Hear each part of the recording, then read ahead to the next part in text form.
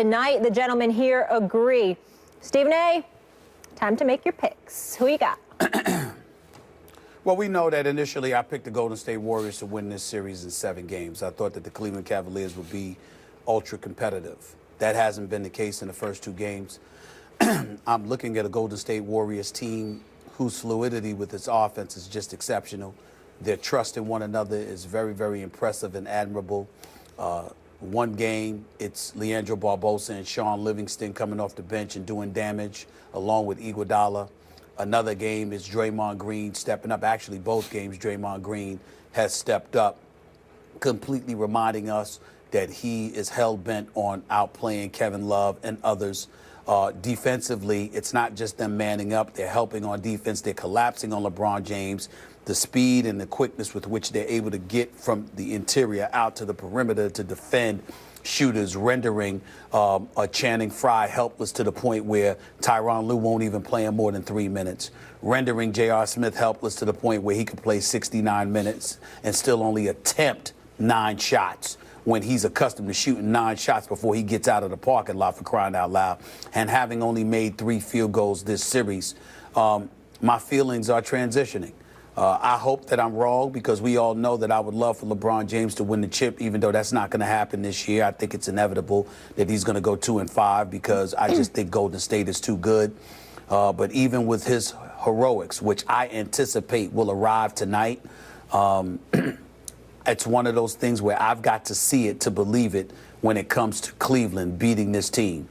I believe that the Cleveland Cavaliers are on the verge of getting swept unless the miracle happens. Somebody kidnaps Steph Curry.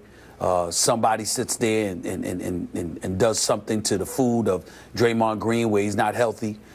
Even when it comes to coaching, somebody does something to Steve Kerr. I don't know what it is right now. I can't see an advantage they don't have. So I think that Cleveland will put forth its best effort. I think that they will be very, very competitive for 3 quarters. But I think the sniper-like tendencies, the togetherness that Golden State exudes, I think ultimately it will prove to be too much based on what I've seen. I sincerely hope that I'm wrong. I'm rooting for Cleveland to make this a series because we all know I can't stand blowouts this time of year. I'm praying that Cleveland will win. But if I had to bet my money, it's going to be on Golden State to pull away late in this game, end up winning this game by the score somewhere along the lines of 95-88. And I think they will go up 3-0 and get set for a sweep of the Cleveland Cavaliers Friday night at the Q. A matter of fact, I'm to the point where I believe the only reason why Golden State wouldn't sweep this series is because they don't feel like celebrating in Cleveland this year. They'd rather celebrate at the Oracle in front of their home fans. Man, you have been deflated by where this series has gone so far.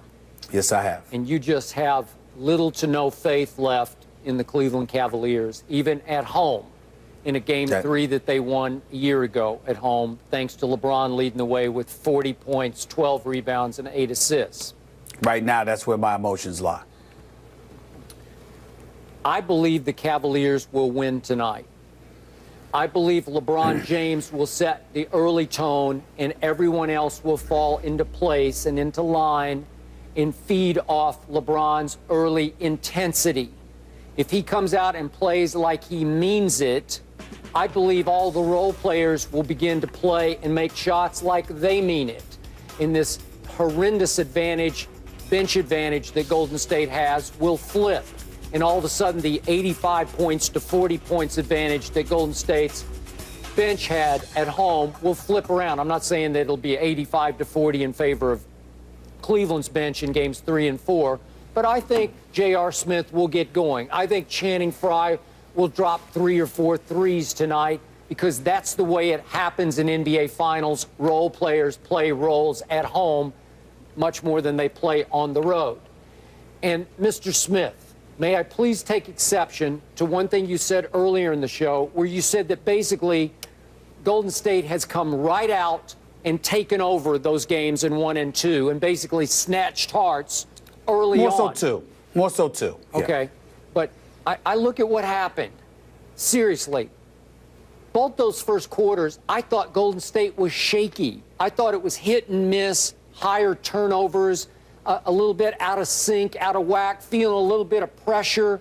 I didn't see a dominating Golden State in either first quarter. I saw a team that was a little jittery, thinking, uh-oh, we're up against the king. And he dominated us at home last year in 1 and 2, and then in game 3. And we're a little nervous here. And guess what? LeBron, it's like they said, well, okay. And LeBron had a chance to snatch it, and for reasons I still can't explain, he disengaged. So, and just let me finish this point. So, the first game, Golden State led by 4 after 1 quarter. But then Cleveland roared back, as you remember.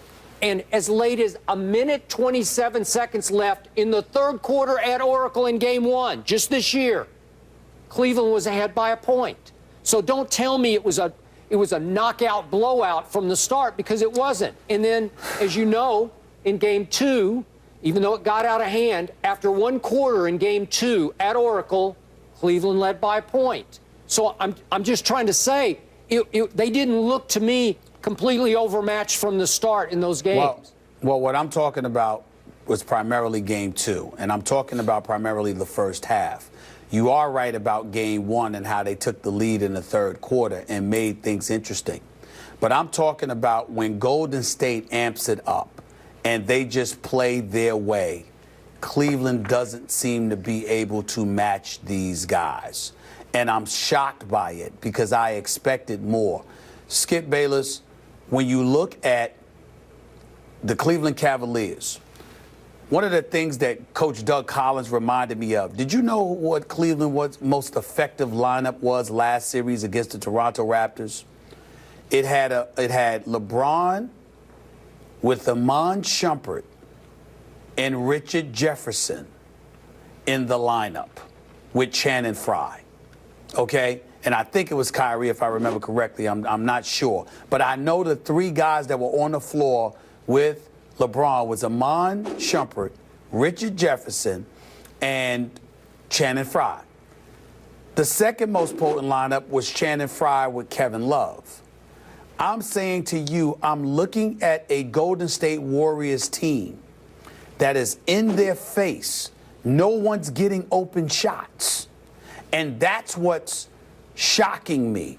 I expected something from Cleveland that would enable guys to get loose. I expected the 6'11" Channing Frye to be able to get off jump shots. Tyronn Lue won't even play him. And with Kyrie Irving in the lineup, Skip, did you know that anybody he is defending, collectively as a team, Golden State is shooting 78% from the field for anyone Kyrie Irving is guarding. I don't know how to overcome that. Am I supposed to wake up and believe that suddenly Kyrie Irving is going to know how to guard people for this coming game? And I'm not saying he can't guard. I'm saying this series, that's what's happened to him. Whoever, they switch, Skip, and they find their ways. Golden State is running picks and pick and rolls and screens, putting Kyrie in situations. Because remember, Tyronn Lue and those boys have been switching. So because they've been switching, Steve Kerr, in conjunction with Luke Walton, have got these boys screening and pick and rolling and doing all of this stuff that's finding situations where Kyrie's having to guard Andre Iguodala, having to guard Harrison Barnes, having to guard Klay Thompson, and whoever he's guarding, they're taking advantage of his miniature size. I'm just saying to you, you know, you got a big boy out there, Tristan Thompson, suddenly you're pulling him away from the basket, and you're backing up to make him come further away from the basket, so either you launch a shot where he's not in position to get a rebound for you, or somebody's backdooring due to the switching, and you're getting like 10 backdoor layups. The stuff that they have been doing has been clinical. They are literally getting dissected before our very eyes. And I'm looking for an adjustment, and I don't see it. Now, I've been on the record, Skip. Dellavedova's a pest. Start him if JR is struggling, and put Kyrie at the 2. LeBron's going to do some point anyway. Have him and Kyrie on the floor at the same time with Kyrie as your shooting guard. Dellavedova to maintain your defensive presence as a pest. Put Mozgov in there with Tristan Thompson and say, to hell with it. Change tempo. We're going to beat you up. We're going to slow this to a crawl. Yeah, Cleveland's got a chance to win based on that, but we don't know if Tyronn Lue's going to do it because he's rendered Mozgov to being a non-factor in these playoffs. Mozgov's got 3 DNPs, did not play in these playoffs. I mean, I'm looking at this stuff, and some of the minutes that he's gotten have been minimal, garbage time minutes. I'm looking at this, and I'm saying, how do you then thrust him into a situation when you haven't basically played him most of this year since you've taken over as head coach? I don't know the answer. I know Cleveland could win, but I don't know. I just don't see it. I got to go with what I'm seeing. Obviously, you got to start Mozgov tonight. He had a 28-10 game last year, along with a couple other big games. You just have to go there. But my last point to you is simply this. Do you remember, and I realize it was against a Thunder team that was much longer and maybe a little more athletic than Cleveland, but do you remember how the Golden State Warriors struggled in the last series? How there were mornings we'd come in and say, gee, they looked overmatched last night. What I'm trying to drive home the point, they're not invincible.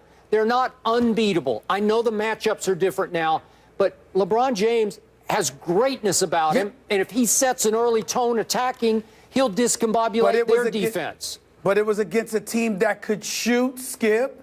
A team that could shoot. Russell Westbrook is significantly bigger than Kyrie, and he is unstoppable getting to the basket. And Kevin Durant is 6'11" and could pull up from 30. Even when you brought up LeBron James, you the first to point out how he struggled shooting from the perimeter. Yep. That's the problem. All right, we got to go. So I'm going 105-99 home team. 105-99 Cleveland, Stephen A. going Golden State. All right, must win, do or die. Most important game of LeBron's career. Wrong. Whatever you want to call it. Vote on our First Take Twitter page. We want to hear from you. We will share those results in just a bit. Things have gone from bad to worse for Johnny Manziel. And you won't believe what one of his former teammates is saying about what he would have done if he was Manziel.